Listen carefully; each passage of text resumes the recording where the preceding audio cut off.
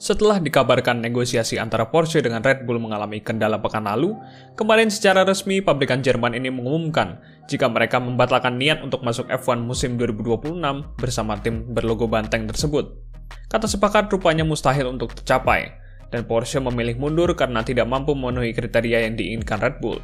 Hal itu disampaikan oleh Porsche dalam pengumuman resmi di website mereka yang mengatakan jika kedua belah pihak memutuskan jika negosiasi tidak bisa dilanjutkan. Mereka juga menulis jika premis dari kerjasama tersebut berdasar pada equal footing, yang bukan hanya dari segi mesin, tapi juga dari segi tim. Hal itu sulit diwujudkan dan membuat Porsche mundur dari negosiasi.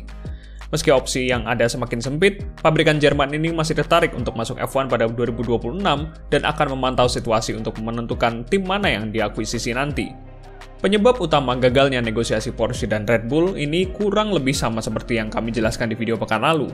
Pertama, sudah jelas jika rencana Porsche membeli 50% kepemilikan dari tim F1 Red Bull tidak menemui titik temu. Intensi Porsche untuk mengakuisisi setengah kepemilikan tersebut akan berdampak pada bagaimana Red Bull mendesain dan memproduksi mobil mereka. Red Bull yang selama ini kita kenal sebagai tim independen dan kurang suka dengan campur tangan pihak luar, tentu menolak hal tersebut. Red Bull memutuskan tidak mau menjual sahamnya dan cuma ingin menjual saham kepemilikan di divisi mesin mereka saja, bukan teknologi Red Bull secara keseluruhan. Lalu alasan kedua, pihak Red Bull sendiri juga sudah berkomitmen untuk membuat mesin mereka sendiri untuk musim 2026. Lewat divisi Red Bull Powertrains yang dibuat tahun lalu, mereka sudah berkembang sangat pesat dan rencana mereka sudah jelas, yaitu menjadi tim F1 yang mampu membuat sasis serta mesin sendiri dalam satu atap, selain Ferrari. Hal tersebut membuat mereka tidak terlalu bergantung dengan Porsche, dan dengan ide mereka membeli saham kepemilikan tim, itu membuat negosiasi berjalan alot. Pada akhirnya, Porsche memilih mundur karena tidak mungkin ditemukan kata sepakat di antara mereka berdua, karena memang visi dan strateginya saja sudah sangat berbeda. Bos tim Red Bull, Christian Horner, mengatakan jika Porsche adalah brand besar, tapi DNA mereka sangat berbeda dan tidak cocok dengan timnya. Red Bull sudah menunjukkan apa yang mereka bisa lakukan di F1 dan Porsche masih minim pengalaman di balap jet darat ini. Ia juga menegaskan jika Red Bull adalah tim independen dan sudah menjadi pabrikan mesin yang siap bersaing dengan pabrikan lainnya. Secara singkat, bisa diartikan jika Red Bull sebenarnya membuka diri untuk bekerja sama dengan pabrikan mesin manapun. Namun dengan syarat semua harus ada di bawah kendali dan ketentuan dari mereka sendiri. Porsche sempat datang dengan penawaran yang dibuat, tapi itu tidak cocok dan akhirnya terpaksa untuk mundur. Praktis ini membuat peluang Porsche untuk masuk F1 pada 2026 nanti semakin menipis karena tidak banyak opsi yang ada. Berbanding terbalik dengan Audi yang sudah mengumumkan komitmen mereka, Porsche justru mengalami kemunduran dengan gagalnya negosiasi dengan Red Bull. Tapi setidaknya, ketertarikan Porsche untuk bergabung ke F1 masih cukup membara dan sekarang mereka mau tidak mau harus berani mengambil semua opsi yang ada, meskipun itu cukup beresiko di masa depan.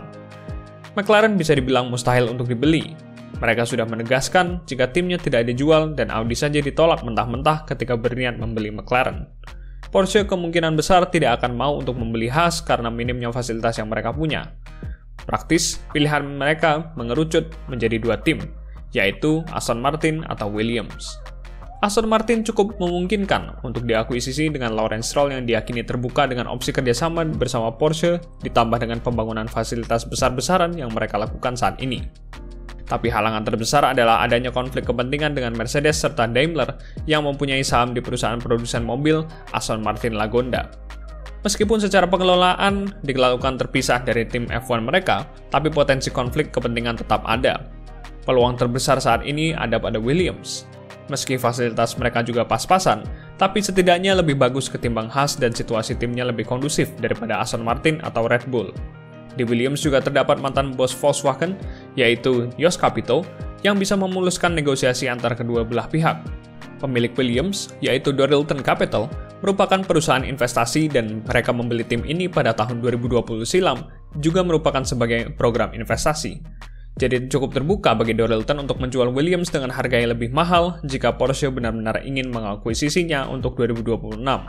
Untuk saat ini, membuat tim baru atau tim ke-11 bukanlah pilihan realistis dan cenderung mustahil bagi Porsche.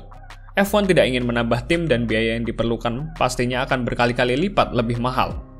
Kesalahan terbesar Porsche dalam negosiasi ini adalah mereka tidak membuat rencana cadangan karena mungkin terlalu optimis dan terlalu tergoda dengan prospek yang dimiliki Red Bull. Porsche diyakini tidak punya infrastruktur yang bisa digunakan untuk membuat mesin F1 sendiri. Berbeda dengan Audi yang sudah memulai proyek mereka sejak 6 bulan lalu dan sudah menyiapkan fasilitas di Jerman. Oleh karena itu, Porsche sangat tergoda untuk mengejar kesepakatan dengan Red Bull, sampai-sampai belum membuat rencana cadangan.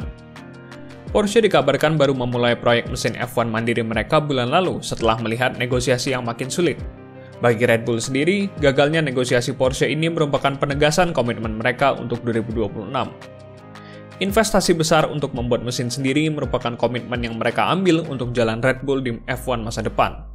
Selangkah lebih maju, sebelum jeda musim panas, mereka bahkan sudah mengetes mesin single cylinder pertamanya yang disesuaikan dengan regulasi 2026. Dikabarkan juga kalau Red Bull Powertrain sudah menjalankan prototipe mesin V6 untuk pertama kalinya. Selain itu, di sana banyak terdapat mantan karyawan Mercedes yang menjadi pernyataan tegas tentang betapa seriusnya Red Bull dalam membuat mesinnya sendiri.